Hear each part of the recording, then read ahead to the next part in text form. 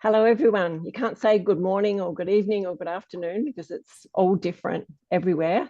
My name's Denise Bennett. I am a coach at Lean Enterprise Australia and delighted to be hosting our next speakers. Anna and Brett are going to share a story about continuous improvement, lean-based continuous improvement in aged care. This is such an important issue, and it's a worldwide problem, a worldwide struggle. And as we have an increasing number of elders in our community, there are real challenges to provide the best care in the best way. So in Australia, I would say that Respect, the organisation where Anna is the continuous improvement lead, and Brett is the Chief of Residential Aged Care, I would say that they are leading the way, and we're all learning from them. So really grateful for them taking the time today to share their story. Thank you. Thank you, Denise. Hi, I'm Anna. I feel really privileged to share with you our lean journey today. Respect is a non-for-profit organisation in Australia. And over the next 20 minutes or so, Brett and I will share with you how we've used or how we've taken lean thinking and tried to bring in a mindset of putting the customer first in our frontline staff, and how continuous improvement has helped us improve the care and services we offer our residents. Now, before I take you through our lean journey, I thought there'd be some value in talking a little bit about Australia and how we care for our senior Australians in our communities. Australia is the 6th largest country in the world by land area. So to put that into context, that's bigger than all of Western Europe combined.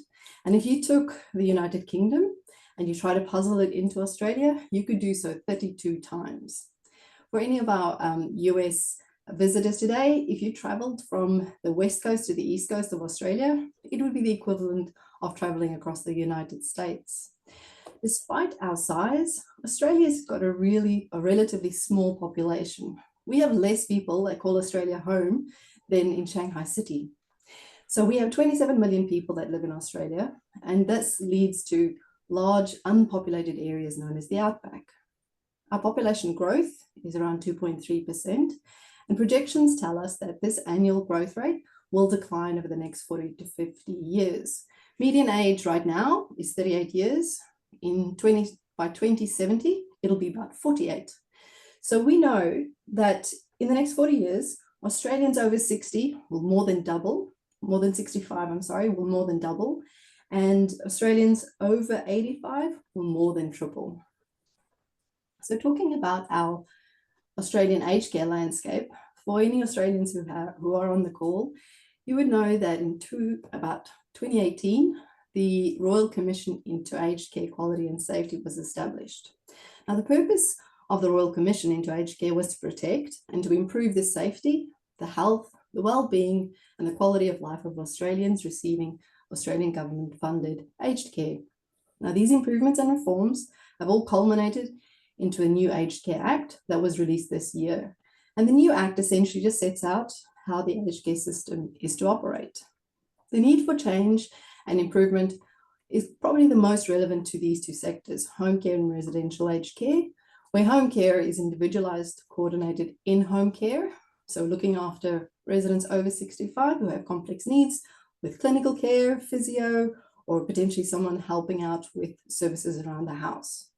In contrast, residential aged care provides 24/7 accommodation, personal care, nursing, and quality services for all senior residents who can no longer safely live at home. Now, since 2018, we have seen a growth in the number of home care package providers in the industry. Correspondingly, we've seen a reduction in the number of residential aged care providers. Now, the main reason for that is providers, just like Respect, are increasing their home care portfolios and seeking to expand and diversify their services. This is supported by older Australians and government policy financially supporting our senior Australians to remain at home for longer where that's possible and relevant. What we also know is that the average number of older Australians receiving home care packages over that same period of time, from 2018 till now, has increased significantly. But in residential aged care, the need for operational beds, that has continued to grow as well.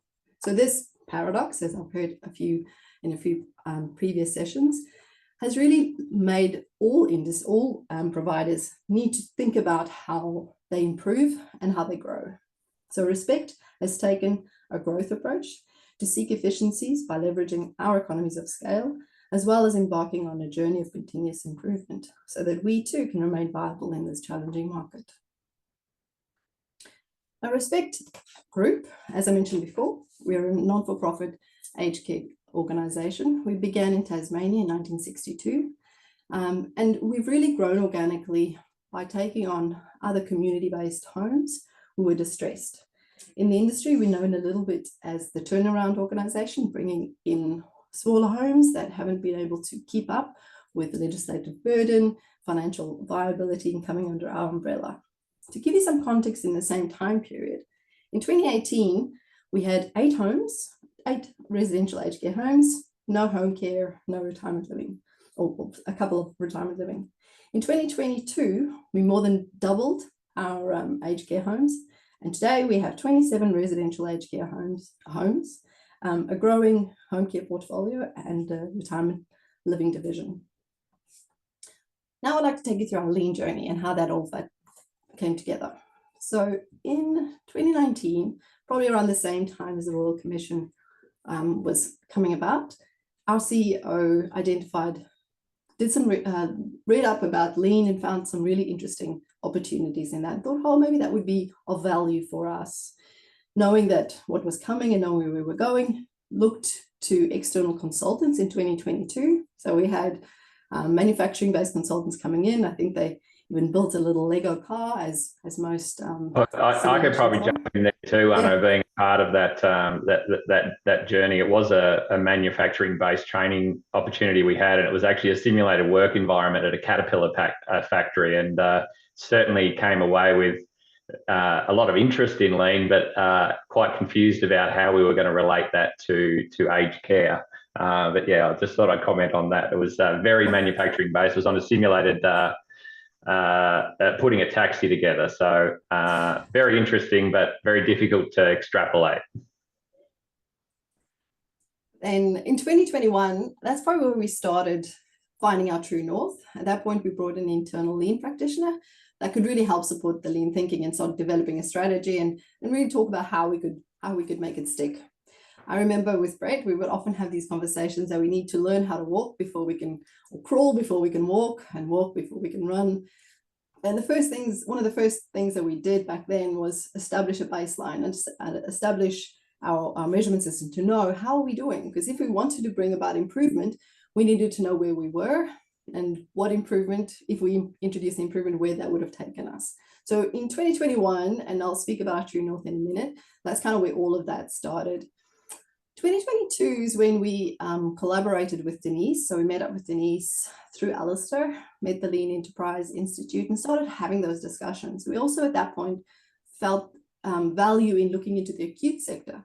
So we went to a couple of hospitals, we sat in on some huddles and some tiered meetings, and all of that kind of just further evolved our thinking around how we could embed it in our organization as well.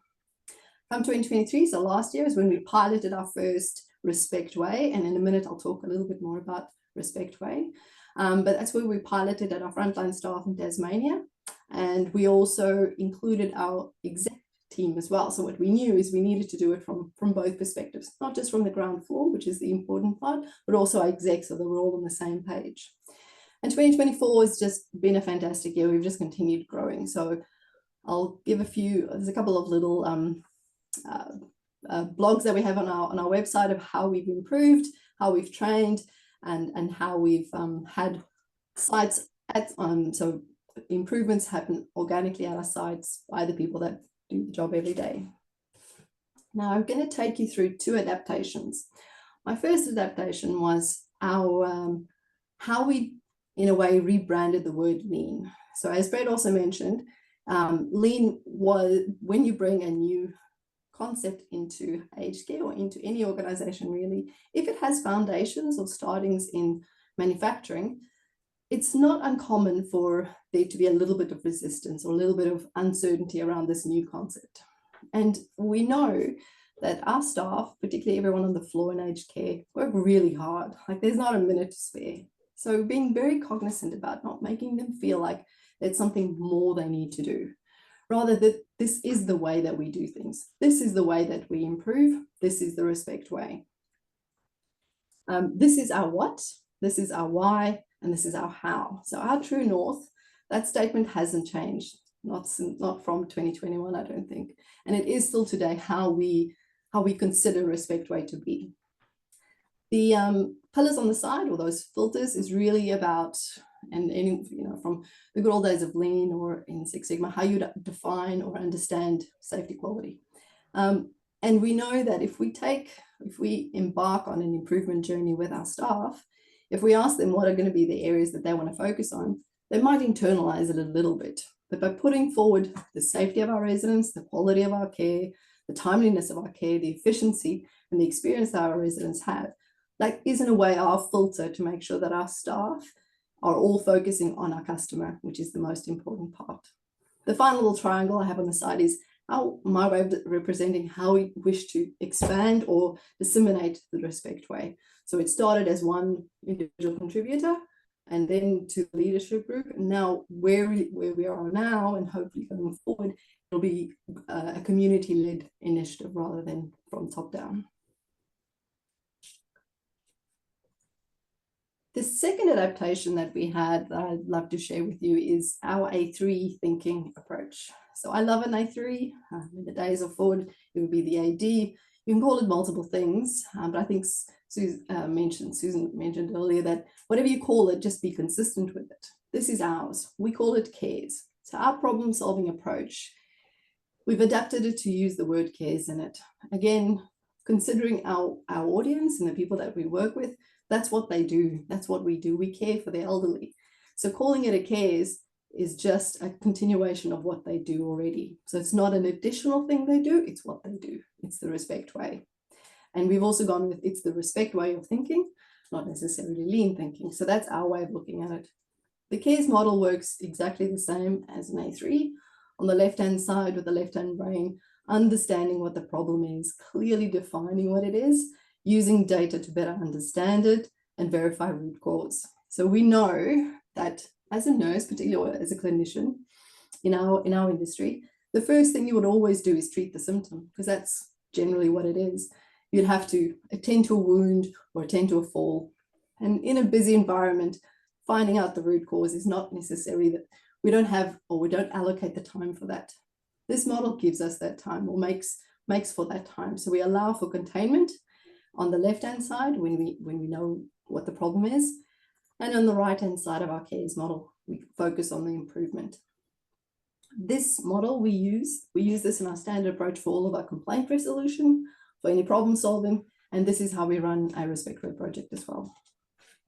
I think the important point here was back when we were looking to implement Lean, it can be quite a threatening space to come into. It's protected by very specific types of language and words that are used to describe certain things. And for me, when I first entered into the Lean environment, I felt like it was going to be difficult to translate that to our staff. And I think the clever thing that Anna's been able to do with the Respect Way is to pull out the bits of Lean that make sense in our work environment and to give meaning to that to our staff, for them to be able to use it in a meaningful way at where it counts with our residents, and to be able to solve their own problems. And I think that's when we're looking at the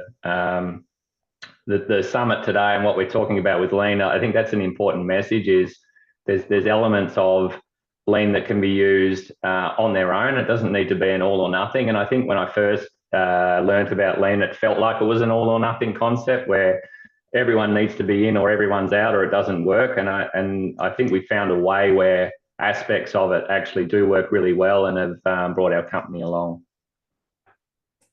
I still remember the conversations Brett and I would have in the beginning. We would say often that we don't want to teach a new language. We don't need to teach the language of Lean. We just want to get people along on the journey. And things like this has been really helpful. Now I'd like to share with you 2 examples or case studies. So as I mentioned previously, we had our pilot, or our Lean Respect Way pilot, ran in Tasmania in 2023. So here's an example of one project that came from there. This is a clinically based project. It was reducing urinary tract infections, or UTIs. What you see on the left would be how we translate our cares into a project. So this is what every project would use, and they would identify it from the start. What I have on the graph is basically the numbers that align to it. So as you can see, the spike was where we started. We looked at improving it. So the C and the A and the R is really understanding what the problem was, understanding what the root causes were. Around the E, or the execute, the evaluation of the improvements and the execution of the improvements is how the team brought it back down. And one of the striking things that came out of this project is the care manager who was responsible for it, right at the start, when we were going through the scoping exercise, said, hey, you know what, there's no point trying to fix or solve for UTIs, because that's just part of being in this industry and our residents and the cohort that we have. We should really focus on the prevention and the detection. So the things that they focused on was, how do we ensure that we can detect it? How do we put the policies and the processes and the structures in place so that when it happens again, because we know it's going to happen again, that we can get it back under control quickly, so we don't have a massive spike. One thing I would say about the CARES model, the S, or the sustain, is always 3 months after. So we'll implement our improvements, and we'll wait for 3 months to see that there has been a standardization, or that the team has made it stick, in other words, and that we can support them with whatever they need to make it stick. What I find really heartening from this project as well is, if you look at the data after the close of the project, we know that there's another spike in April, and that corresponds to our winter, so there might be other factors involved there. But the heartening part, or the really reinforcing part here, is the improvements that they put in was able to bring the process back into control afterwards. So that's one example. The next example. I think it is a great example, and I think one of the changes that I've noticed in practice is the scoping of a problem is much more defined now, whereas in the past the scope was just massive, and we couldn't even work out what the problem was we're trying to solve. And I think that's become really good. But also the solutions have been, we don't jump to solutions anymore. We try and understand, once we've scoped the problem, the extent of the problem and all the things related to it, whether it's a fishbone or keep on asking why till we get to the main reason. And that's been a really big shift in these projects. And you can see now people are already predicting the questions that we're going to ask them with these projects, because they know that we're going to boil down to what's the scope, or you've jumped to a solution. So that's been great to see as well. Thanks.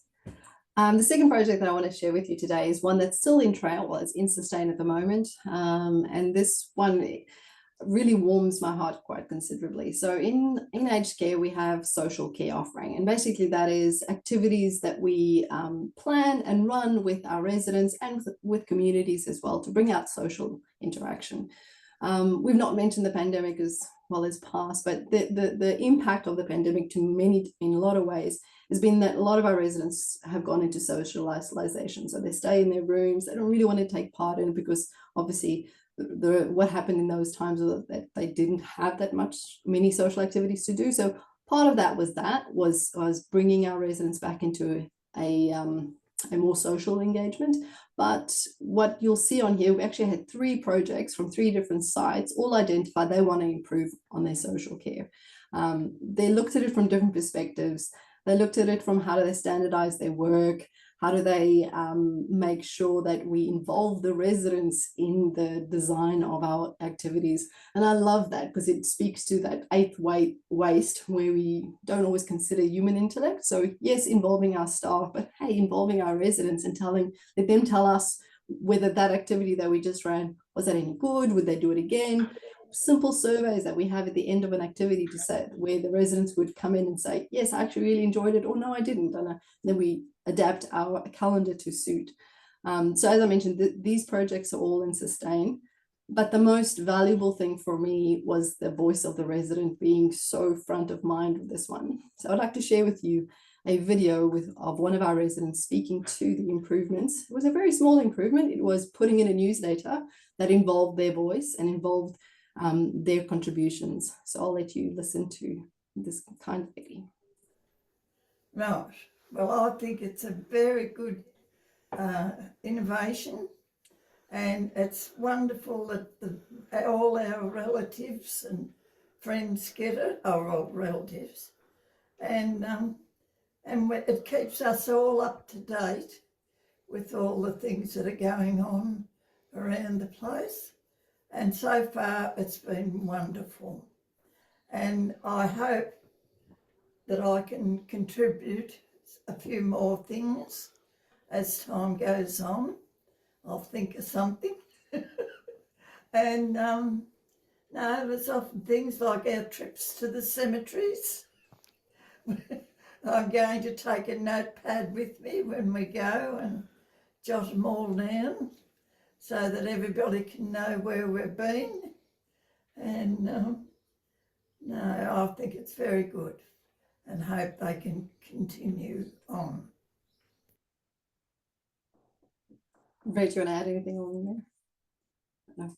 The thing I take the most from this lady as well is how the small little bit, or that small initiative, has given her additional purpose in what she does as well. So she's going to take a notepad with, and she's going to share it with her fellow residents. And it's just a beautiful example of how what we do is all about the residents. And when we have this kind of feedback, then we know, okay, yeah, we're doing the right thing, we're focusing on the right stuff. So my last slide for today, sorry, I don't put Betty on again, is what's next and how do we continue improving and adapting on what we do. So Brett will jump in at any time, but what Lean has done, it has brought focus to our customer with Respect Way. Now in our industry, it's not hard to focus in operations, I should say. It's not hard to focus on the customer because our care staff, our clinical staff, our cleaners, our maintenance, they see the residents every day, they interact with them. So seeing the customer first is not hard, but it's translating that back into, well, here I'm chopping up a meal, preparing for a meal, but this is for a resident. It's making that translation, which Lean or Respect Way has really been able to do. So they're able to identify and say, okay, well, this is what I'm doing, this part of work that I'm doing is really for my resident, and I can see how that adapts. If I can just comment on that, I know you're going to get to it too, but the issue, or not the issue, but the idea of the customer, I think, is really, it's obvious and it's self-evident in operations because staff already have a reason to come to work. They're doing it because they want to care for elderly people. The difficulty that we've had is our other business segments understanding who the customer is and trying to embed it. And I know that Anna's going to get to that as a issue that we've had, but finance can sometimes act for finance rather than trying to really break down who they're serving and who their customers are, and same with IT and other segments. So one of our biggest challenges is to try and spread that message. And I guess a heartening thing for me was our CFO saying that she's sick of me saying who's your customer or who's our customer. And I think if people get sick of me saying that, we're onto a good thing. But that's going to need to be a big change because Anna's role has primarily been in operations, and we need to make that role extend to the other business segments as well. And I'll just quickly touch on, till I know we're running out of time, but the adaptation, I think, has been particularly incredible by Anna and her team, and for us to be able to do this through COVID. We've also, our company, Anna said we've grown 108% in the last 2 years. We've grown 300% in 4 years. So we are on a trajectory of growth, which is one of our main priorities. And to be able to still do this and deliver a product using lean tools and meaningful engagement with our staff in a company that is constantly changing and growing, I think is a testament to how the ideas that we've come up with to implement this, and to Anna and her team in being able to execute it. Perfect. I don't really have all that much to add. We know that we know what we need to do going forward. We have the right support. We've found that what we can do is always adapting and always evolving. And I think that the set of lean tools allows for that. You can always adapt it or use it to your best of your ability, as long as you don't get stuck on, in my mind, get stuck on the technical scope of what it is. It's a tool, nothing else. It's a way of doing something. Find the best way of using it and apply it to your audience and to the people that you work with. Thank you so much for your time. I would love Denise to jump in if she could. Thank you so much, Anna and Brett. Fantastic presentation. And, you know, any organization that calls themselves Respect gives themselves quite a challenging, but, you know, a really meaningful true north, I would say.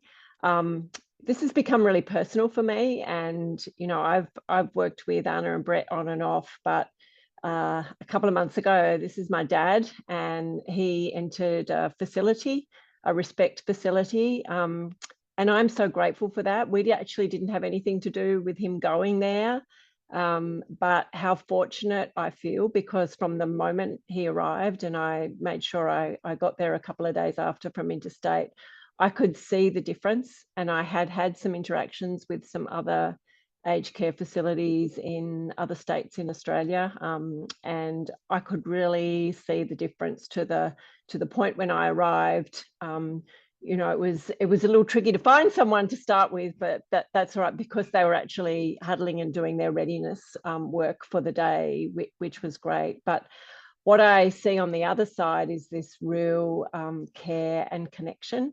And, you know, when you're watching your loved ones and going through what they're going through, I think this, you know, brings real meaning to lean-based continuous improvement. So personally, I would like to say thank you, and look forward to watching your journey in this really important sector as we move forward.